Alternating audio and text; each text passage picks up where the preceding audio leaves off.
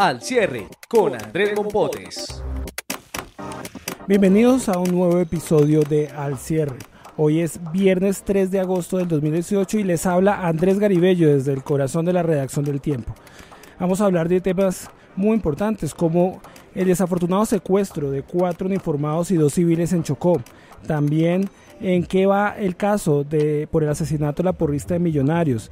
¿Qué debe saber de la declaración de renta? Y lo que viene, el Festival de Verano en Bogotá. Bienvenidos. La clave de las noticias. En la clave está un tema muy desafortunado. Hoy se registró en Chocó el secuestro de 4 uniformados y 2 civiles, al parecer por el ELN. Volvieron los secuestros. Estamos con Alicia Méndez de la sección judicial del diario El Tiempo, que nos va a comentar los detalles de este hecho tan lamentable. Alicia. Bueno, el tema es que han confirmado las autoridades del departamento de Chocó el secuestro de estas 6 personas. 3 son policías, 1 es un militar y son 2 civiles contratistas expertos en el tema de comunicaciones. El secuestro se dio sobre las aguas del río Arquía. Esto es una ruta que va entre Vidri, que es zona rural de Quibdó, y el municipio de Quibdó.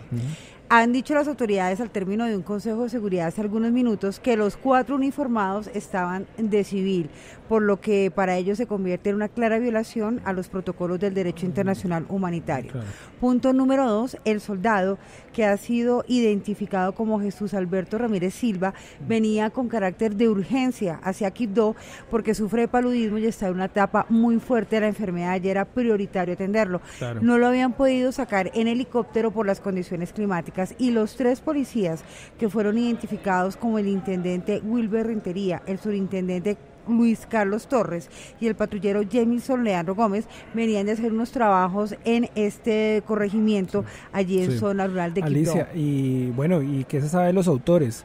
Dicen que es el ELN. ¿Qué evidencia hay de este nuevo secuestro por parte de esa guerrilla? Con base en la información entregada por las comunidades afro e indígenas que están asentadas en la zona, se afirma que las 6 personas iban en una embarcación cuando fueron interceptados por 3 hombres armados que portaban prendas de uso militar y que se llevaron a estas personas identificándose plenamente como guerrilleros del Frente Occidental del ELN.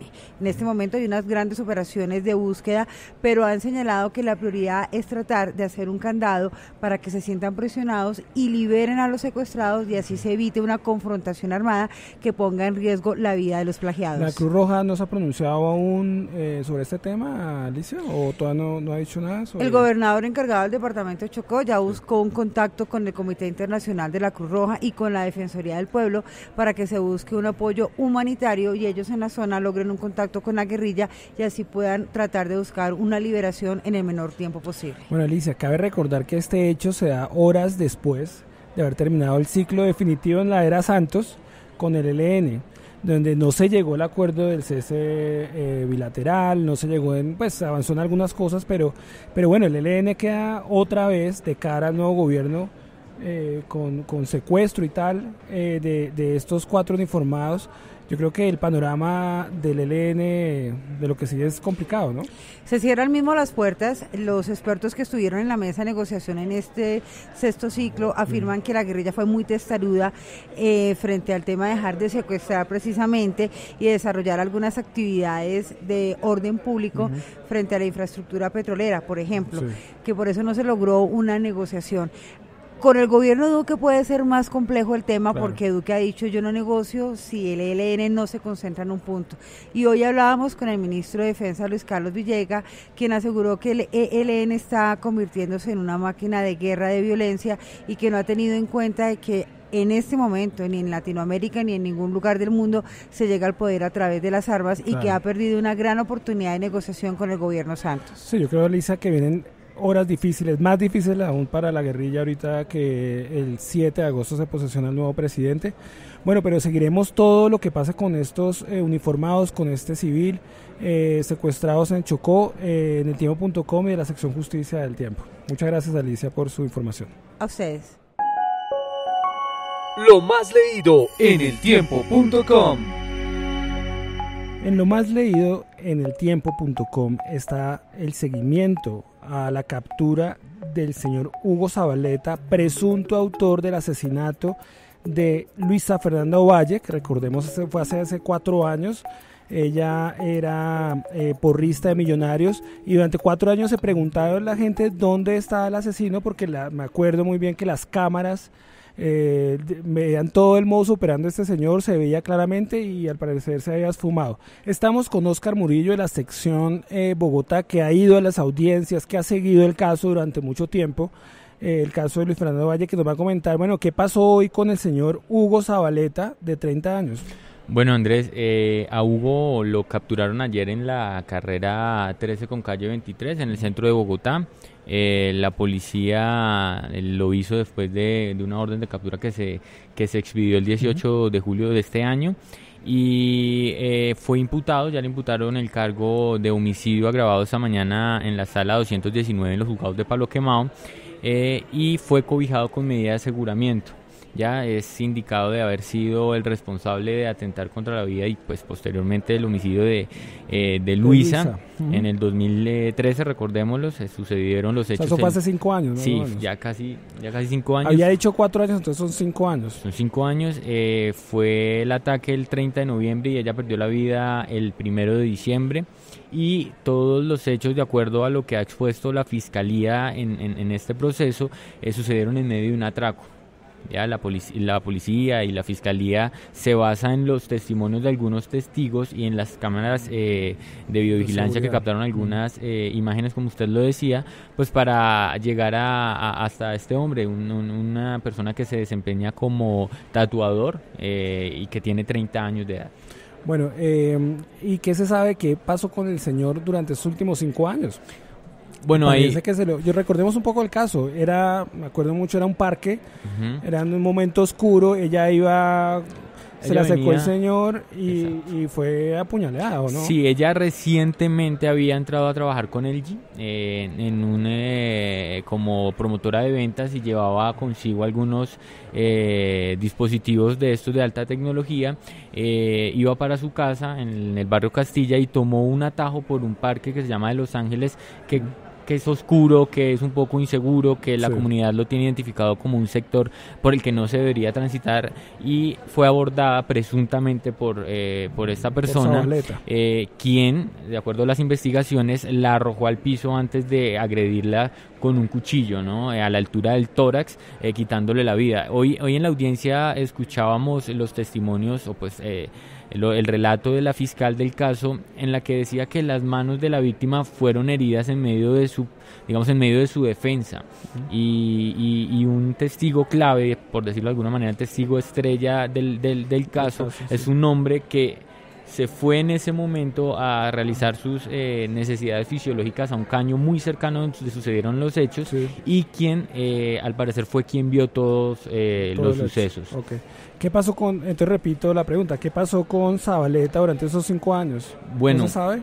Es una gran pregunta, porque incluso la defensa de Zabaleta hoy estaba diciendo que por qué la Fiscalía no había llamado antes o no había tenido en cuenta antes el testimonio de este testigo que ya estaba desde el principio de los hechos ahí. Y lo que argumentaba la defensa es que esta persona, el día de los hechos, el gran testigo, estaba pasada de tragos, ¿no? Antes de ir al caño estaba tomándose unas cervezas. Entonces hay ciertas dudas, por decirlo de alguna manera, y el caso pues veremos cómo se va a seguir desarrollando. Es presunto hasta que no pase el juicio, y de todos modos el señor Zabaleta va a pasar en la cárcel el juicio, porque me imagino que no se allanó a cargos. Él no aceptó los cargos, él dijo que no era el culpable de lo que se les indica, y pues sí, la decisión del juez 59 de control de garantías fue cobijarlo con medida de aseguramiento en centro carcelario.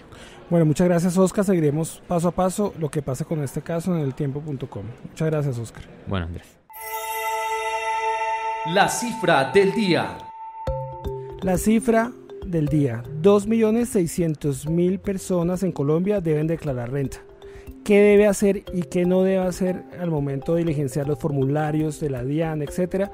Vamos a hablar con Mauricio Galindo, editor económico del Tiempo, que nos va a explicar, nos va a dar los tips clave para no naufragar haciendo la declaración de renta. Bueno, lo primero es, si todavía no lo tienen en la cabeza, El jueves de la semana entrante, que es el 9 de agosto, se cumple el primer plazo para un grupo de personas. Esos plazos dependen de los 2 últimos números de la cédula. Y ese calendario lo pueden encontrar en eltiempo.com, lo pueden encontrar también en la página de la DIAN en internet. Y esos plazos se empiezan a cumplir desde agosto, el 9 de agosto, hasta octubre, dependiendo, repito, de los 2 últimos números de la cédula. ¿Y qué es lo primero que hay que tener en cuenta? ¿A quién le corresponde? Y eso depende de varios criterios. Con que se cumpla uno solo de los criterios, hay que declarar renta. Por ejemplo, ¿qué ingresos tuvo usted el año pasado? O cuántas pagos hizo, el monto de los pagos que hizo con tarjeta de crédito, o el valor del patrimonio que tiene la persona, de sus propiedades.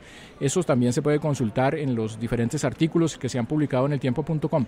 Pero repito, con solo uno, no hay que cumplirlos todos, solo uno de los criterios, ya la persona está obligada a declarar renta. Este año, además de, creo que números de cédulas y demás, ¿qué cambios hubo exactos en este año? ¿Si hubo cambios? Hay un cambio que es el más notorio, y es que ahora se habla de una declaración cedular, que es una palabra extraña, pero lo único a lo que se refiere es al al origen de los ingresos.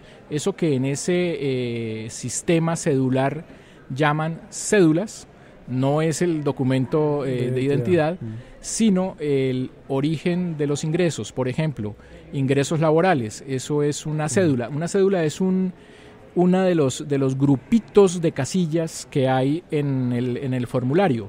Otro es pensional, se llama, ingresos pensionales.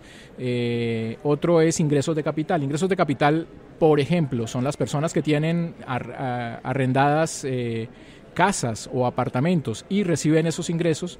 Eso se considera ingresos de capital. Hay 5 grupos o 5 cédulas, dependiendo de los orígenes de los ingresos. Uno puede usarlas todas si es que es una persona que tiene ingresos de todo tipo, o solo una, y las otras pueden quedar sin registrar nada. Ese es el principal cambio. Claro. Bueno, ¿qué consejos da usted al usuario que está llegando al formato? De hecho, hay que adelantarlo. Mañana la apertura económica del tiempo es toda la explicación, lo que estamos hablando, explicación punto por punto de cómo llenar ese formulario de la DIAN. ¿Qué podemos adelantar? Lo que podemos ver es, en el periódico del Tiempo del sábado van a encontrar la imagen del formulario 210, que es el formulario habitual para los